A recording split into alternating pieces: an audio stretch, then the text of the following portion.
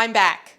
It's me, Brenda, with Happy Healthy Homemade, and today I'm going to be sharing my recipe for a protein Frappuccino and my thoughts on the Vitamix E320 since I've been using it for the last 4 months.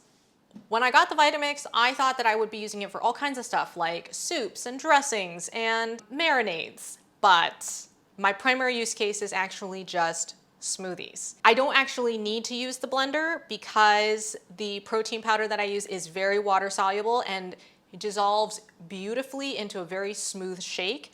But I love this protein Frappuccino recipe. I think it tastes just like Starbucks Frappuccinos without all of that added sugar, and it's loaded with protein. I can't wait to share it with you. First things first, I use 2 scoops of protein. My favorite protein right now is the Vegas Sport Blend. I use the vanilla flavor. I've also tried the chocolate flavor, but it's very smooth and blendable. So I'm gonna be adding that. 2 scoops is about 82 grams and 60 grams of protein. Now, some of you maybe don't like stevia. I personally don't love stevia, but this formulation is nice because it's got some added flavors that really take away from that stevia bite. I was wondering what all the little black dots were, and I thought maybe they're vanilla beans, but then it's not that premium of a product, so I don't think they would waste vanilla like that. And it's actually black pepper extract and turmeric extract, and I think those contribute to the smooth flavor of this protein. The other thing that I find with this particular formulation, which is plant-based, is that the quality of the vanilla flavor is very good. It has a very full mouthfeel. It doesn't taste like sugar alcohol.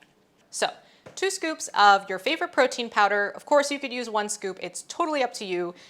Use your protein powder of choice. The next thing I like to add is 2 tablespoons or 30 grams of chia seeds. Now, why do I like to add chia seeds? They add a little bit of a crunch, just like the chocolate chips and those little bits and bobs that they put in the Frappuccino. I think it really enhances the texture. Moving right along, the next ingredient is ice. Now I'm adding 1 1/4 cup or 2 trays of ice. You can add as much or as little ice as you want here. Next, I'm going to add 400 milliliters of cold water.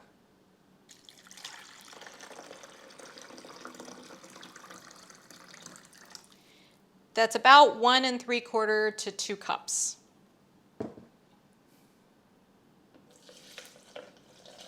Next, I'm going to pull a shot of espresso. You can use whatever coffee you want here, cold brew, regular brew. I just like espresso personally, and we have an espresso machine, so why not? Now I will start to blend this. While it's blending, I will add 2 tablespoons or 30 grams of bittersweet chocolate chips and 2 dates. I add them while I'm blending because I find that if I add them while they're blending, they get sucked into the vortex and turned into little chips very quickly.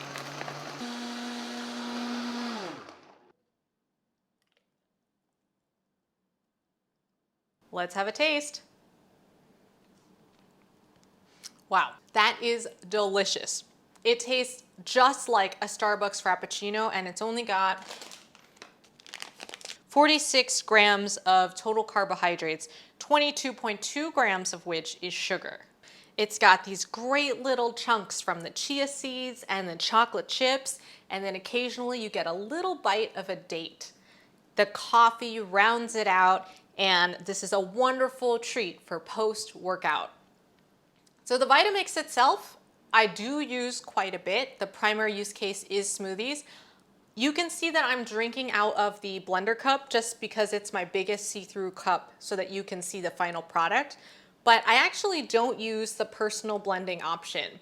It is really unwieldy, and for a protein powder that dissolves in water in just shaking a bottle, it does not get blended properly in the personal blending setup. So that whole attachment needs a complete redesign. As far as the regular full-size pitcher, perfect. No complaints about that. I love the dishwashability. The vortex works great, everything blends very well. Have you made something like this at home? Let me know in the comments below. For more content like this, make sure you ring the bell, smash the like button, and I'll see you next time. Enjoy!